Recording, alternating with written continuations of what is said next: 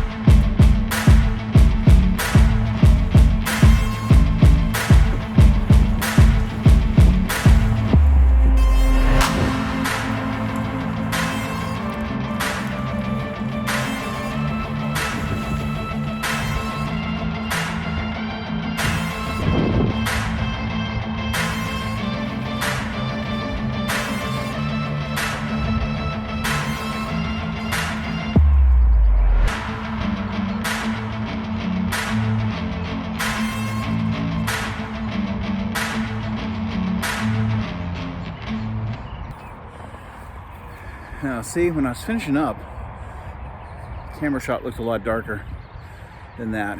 I'll look at it when I get it in. These things are kind of misleading sometimes. What do you think? Think it's the right color? It's new. Yeah, just in time. Thanks a lot, man. Just in time. There's a snow to go. It's Murphy's Law, bro. That's Murphy's Law. All right, well, you know, got that set up. That's beautiful. And now I'm trying to determine, behind me over there, that's the road. You can probably hear it. It's like right there, okay? Now if you can see them lights through the trees over there, those lights through the trees over there, that's the airport. I just saw a plane come down right before I started setting up the tarp and the hammock. It took me a little bit of time. The trees in here are really tiny, so I saw the big trees from the street and I was like, cool, there's some big trees in there.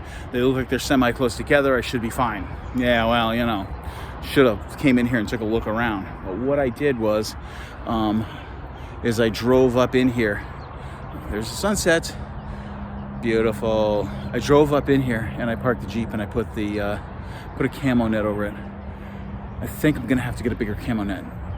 I didn't really get that for the Jeep though, in all honesty. I got that for my other tarp. I got that for my other tarp so that I could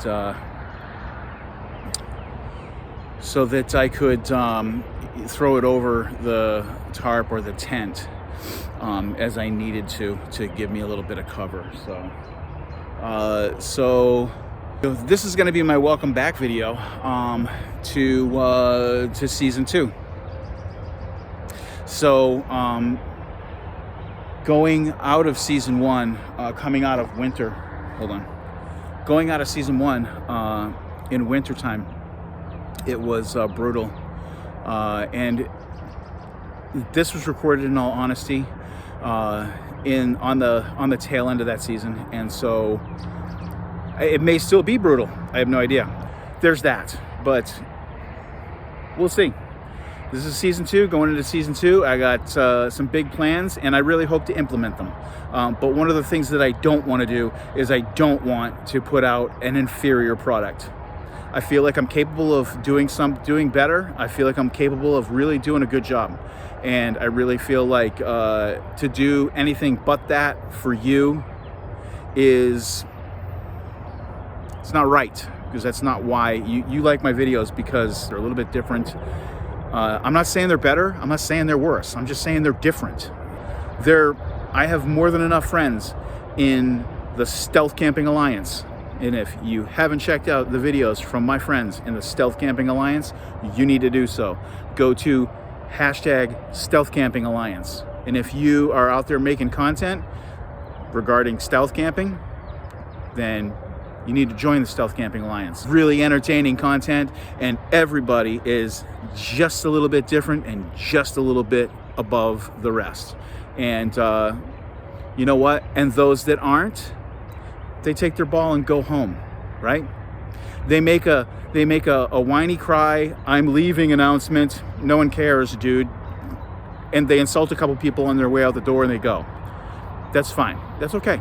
We don't need people like that in the Stealth Camping Alliance. The Stealth Camping Alliance is not about bagging on one another, cutting each other up, tearing each other down. Stealth Camping Alliance is about being allied. I'll put it up here somewhere. I'll put it on the screen. Go to Stealth Camping Alliance and on the interwebs and check out the website. You'll see all of the members of the Stealth Camping Alliance posted there. You'll get an opportunity to check out all their channels, and I encourage you to do so. You will see what monthly challenges we have coming up, who's posting the monthly challenge, who participated in last month's challenge, and how it went. And you know, if there was any prizes to be doled out, then you can see the prizes they got doled out. So, but enough of that. Now let's get dinner set up. We're in. We got set up. All we got to do now is stay undetected. So I'm in underneath the runway. Basically, the runway is right over my left shoulder, right over there. And so I'm under the runway, and so we're gonna get some food going, and then we're gonna wait and see if we can get some planes come in. I've had a couple come in so far, but I was in the process of getting this all set up, so I wasn't able to really to film any of the planes coming in. So kind of hoping that I can. Where we're at, I'm kind of hoping that we will be out of sight, as out of sight as we can be, underneath a runway to an airport. So there's that. But so in the interest of staying, you know, hidden, as it were, I got a different way of cooking that I'm going to use tonight. That's a jet. So got this grate. Set this grate up here.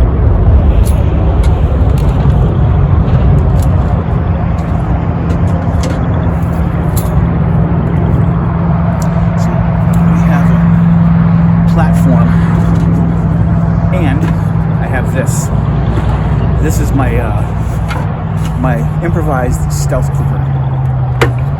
So got this, the jet boil, just in case. But this is a paint can that I basically set up for being able to burn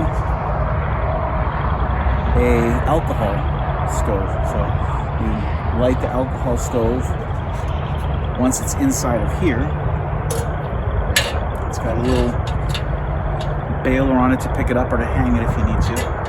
I'm just going to set it on here for now. We got that there. So it's got a lid, holds everything in. So it's kind of a self-contained little holder of all the stuff too. So, but this is, you know, obviously a fire is preferable to me. I would rather have a campfire. And I do have a new little toy on that note that I want to use, and I will in a future video. But this right now is going to be the thing that, you know, keeps me from having a fire out in the open and drawing attention to myself.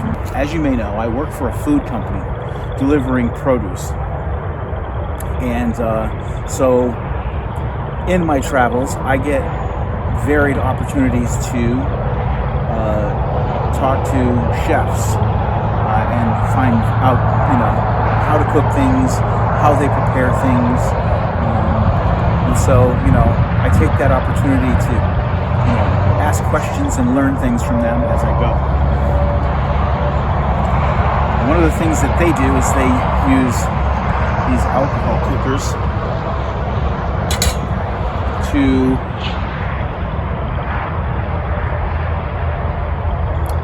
keep food warm.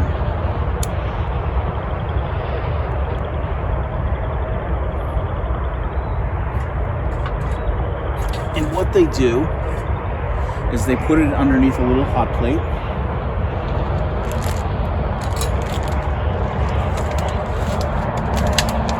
And then that hot plate has the flame underneath it, keeps it warm.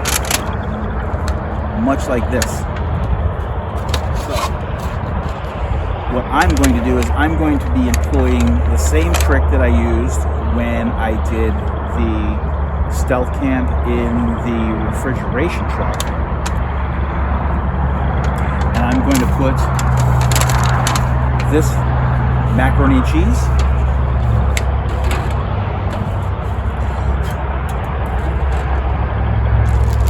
and hot dogs in here, let it warm up, and that's going to take a little while, so we'll just let that go, let that do its thing. While that's doing its thing, we're going to see if we can't get some airplanes, catch some airplanes coming in. The airport that I'm at is not a super busy one. It's a regional, it's Kenosha Regional or Kenosha Municipal, or it's in Kenosha anyways. So it does have planes that come in, and jets that take off out of here.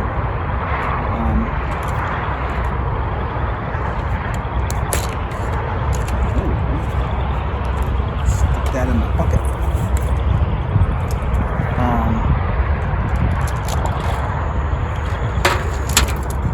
It does have jets and planes that land in here. And there's a helicopter tour service. This guy here. This guy here. That's my garbage bag there.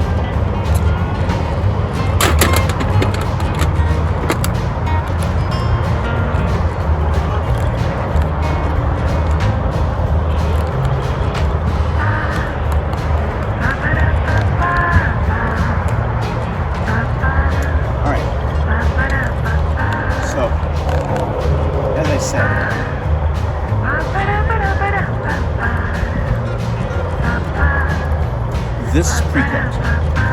All I got to do with that is wait.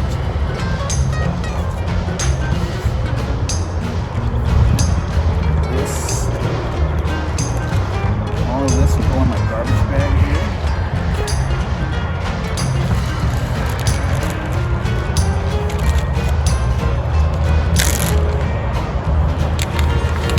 Yeah, that's going. Oh, snap.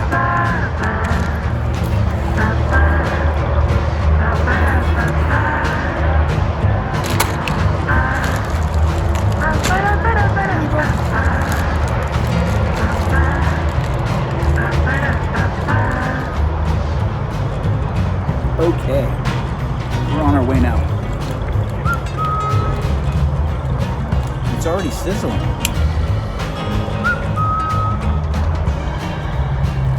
I'm gonna have to keep an eye on this. I can tell.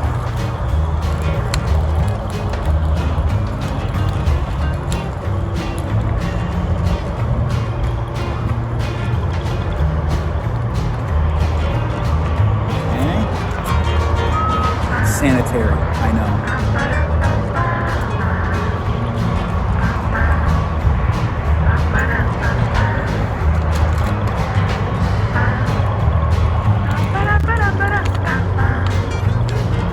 I've eaten worse. One thing I will say about this, not this, but about this camp. This is going to be the loudest one.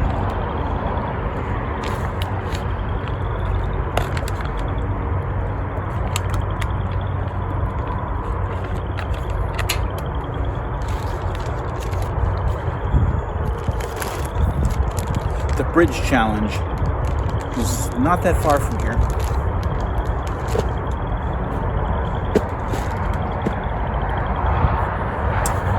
And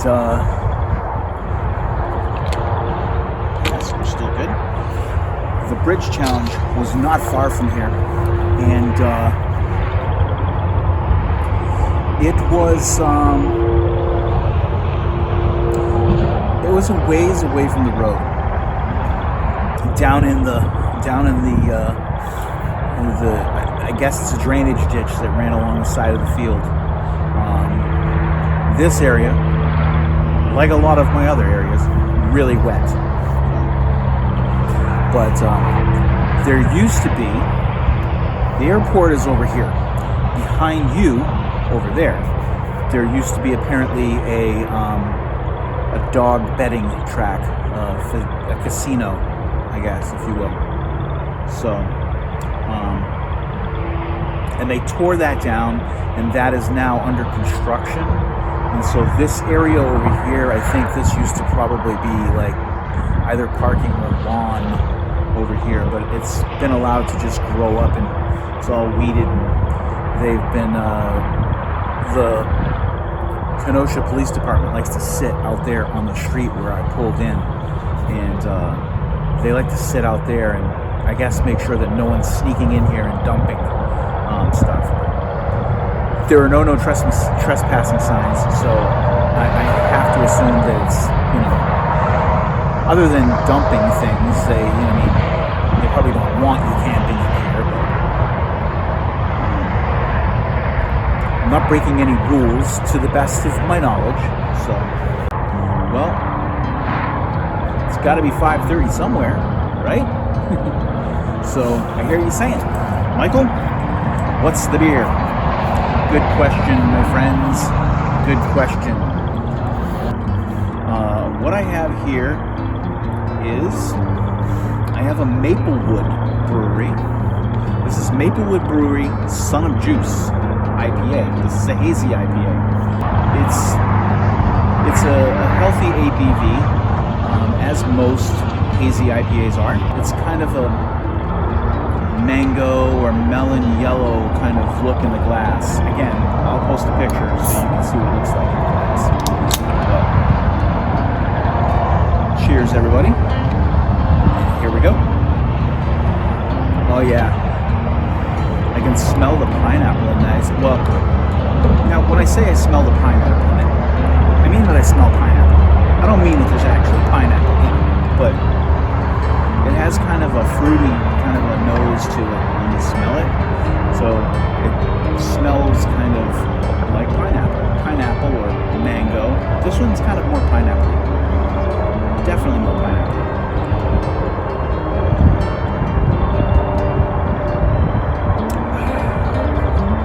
That's good.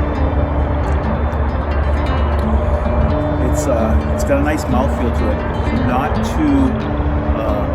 Not too carbonated, so the carbonation is just right, and it gives you that fresh feeling after you take a swig of it. But it doesn't, like, it's not really like a Pilsner, which is good when it's really hot outside. But this one is real easy on the senses. It's a light bitterness as you're drinking it, but then after you get it down, that bitterness starts to dissipate a little bit.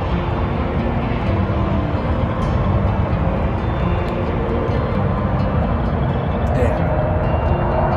Starts to dissipate a little bit and just leaves you with that kind of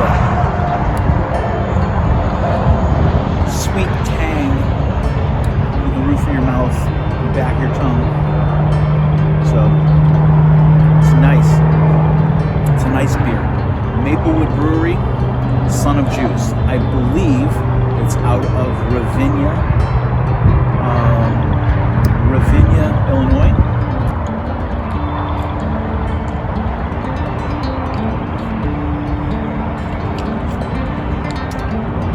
Let's give this a stir.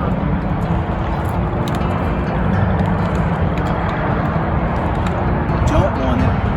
It's gonna burn. I don't think it'll burn though. It's just gonna take a little bit of time for it to actually heat up. So I got the lid. Let's throw the lid over this.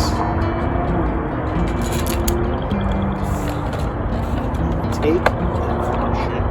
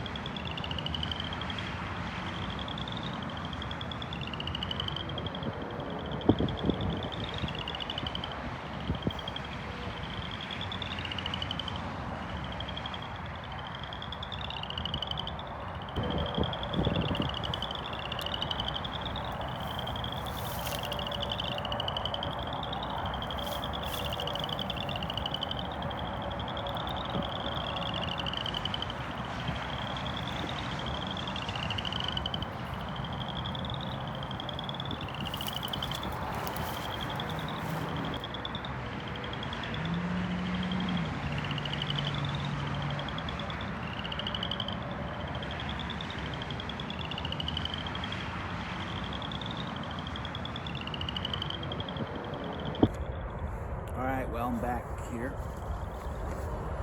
Took a walk down by the pond. Got some pictures of the traffic lights and some sound of the frogs. This is ready. It's actually ready for a lap. Ooh, steam.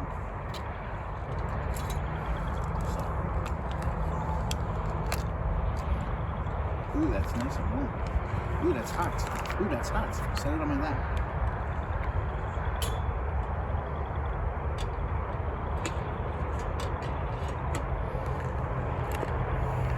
Ooh. Oh, it did burn a little bit. See? This works. Proof of concept. So, you want to sit and stir this. It's plenty warm.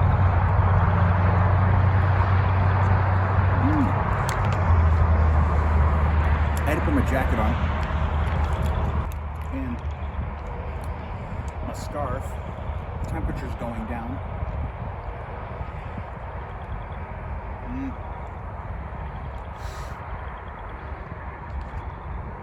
It's good stuff.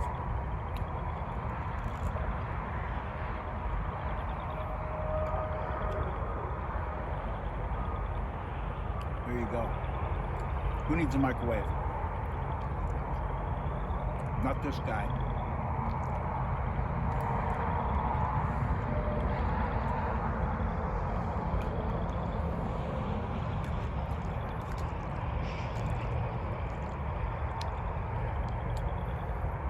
You can use a fork, but use a spoon. You want to get every bite.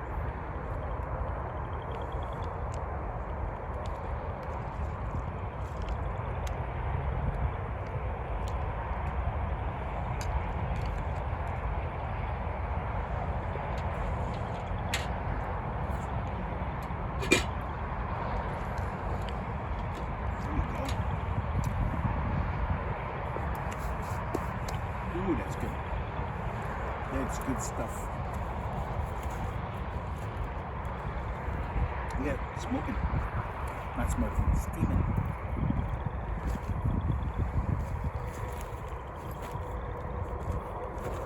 So it's kind of hilly here. So the setup is actually over there behind you.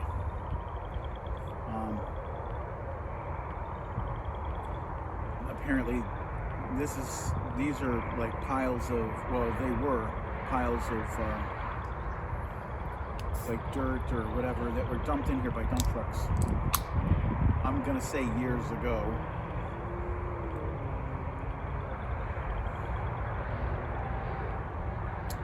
And so they're kind of like big hills. So I'm like amidst those hills, and I'm over a couple of a couple of dump truck loads south of that. So I went out and checked from the street. If you're up in the field, you can see these lights. But if you're down on the street side, like where people park down there, you can't see anything. So I feel pretty confident that I'm okay. Which is a good thing, because having these lights on me, A, is a dead giveaway that someone's here. And not very stealthy. But it's good for you, because you can see me. And it makes for good video. Because nobody likes a video where you can't see the dude, or you can't hear the dude. With that in mind, I got a microphone on the way, so that way I can kind of cure the whole you can't hear me on the microphone, or the microphone cutting it out, or wind blowing on it, or whatever. And I plan on going back to visit my dad over the summer once I get my this year's vacation time. When this year's vacation time comes up, I plan on going back to New Hampshire. So we'll go to the mountains. We'll go to the New Hampshire mountains. And rather than do what I normally do, which is drive straight through, we can stop off and see some of the sights and maybe even do some stealth camping along the way. So along the way to New Hampshire, I'm dying to try some space kitty, because I've heard a lot about it. So maybe I'll look up on Google and see if there's any small plots close to the highway. Get some space kitty somewhere in town, and then I will look for a small plot and hang my hat for the night, rather than get a motel. Why get a motel when you've got all this everywhere you go?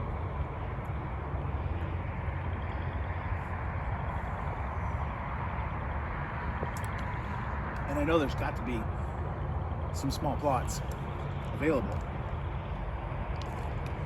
in Rochester.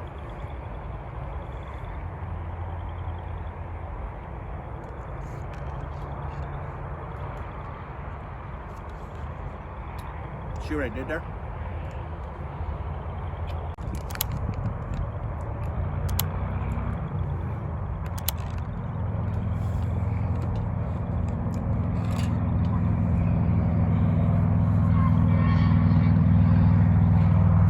Loud that is on the camera. There's a couple of trucks that seemed like they were super loud. That was clearly a Harley.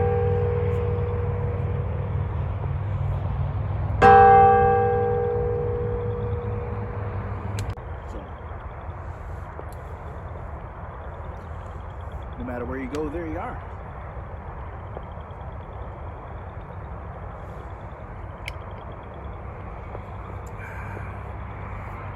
You probably thought I was going to whip out my fire steel and make a big fire.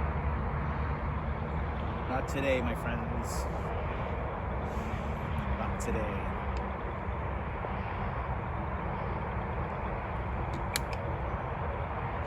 Well, it's about 10 o'clock.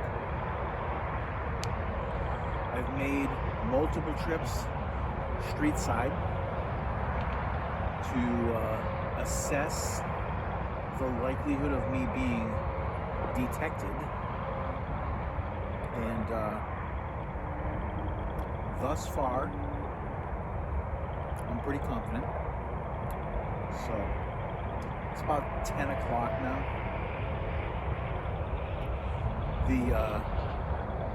The road traffic doesn't show any sign of slowing. I drive along that road when I come in the morning and go to work, which is, I've seen this place a bunch of times.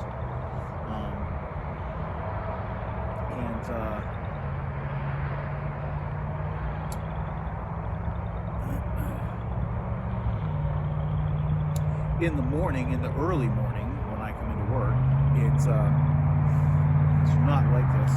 It's like, one or two cars, maybe, on the road with me on my way in. So,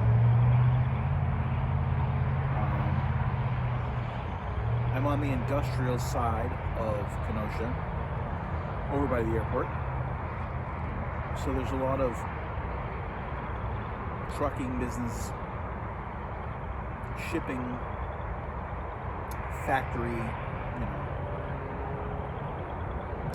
factory stuff over here. So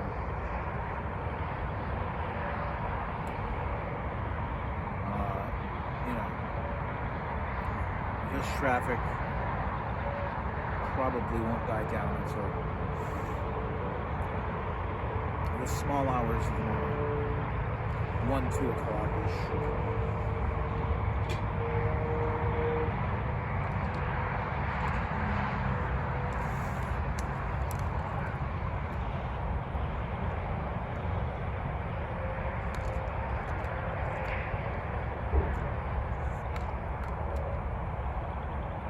Well, I'm going to finish this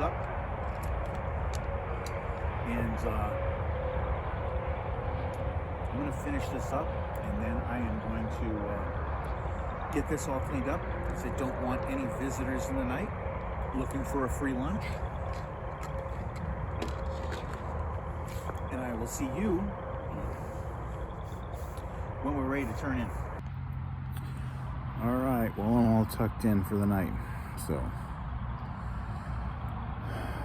And it is a balmy 48 degrees. Well, I mean, balmy when you consider what it's been all winter. So we got everything all policed up around the camp, so I shouldn't have any visitors in the middle of the night looking to get a free meal. So I will see you in the morning. Night.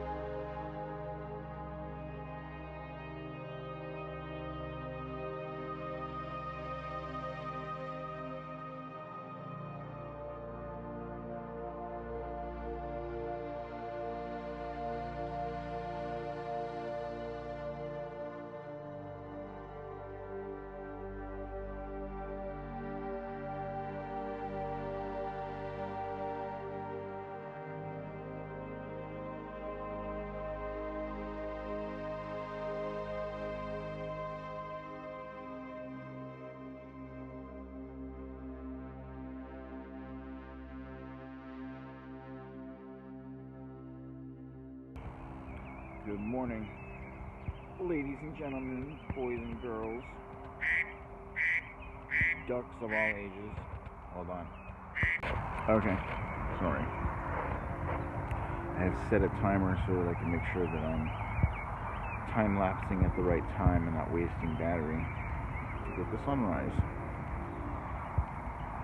So, yeah, pro tip, if you're trying to stealth, you don't want some type of electronic sound going off while you're,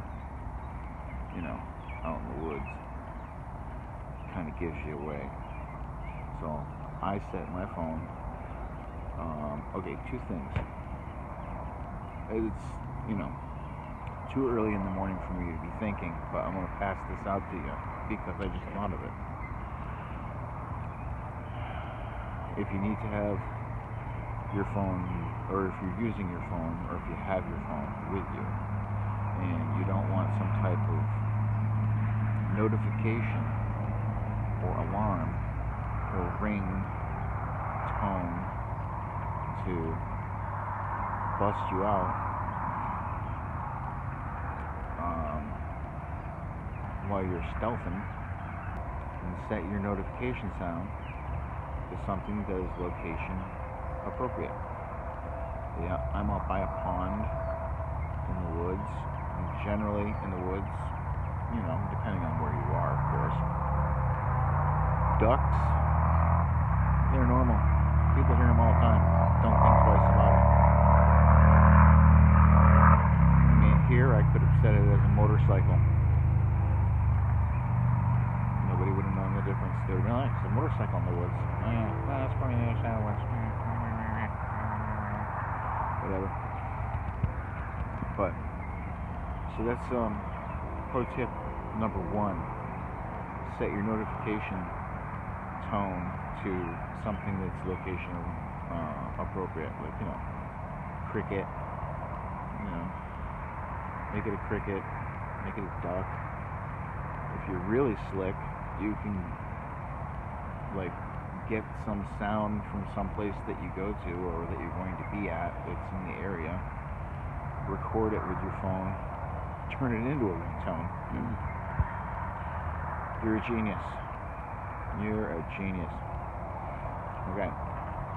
So here's another one.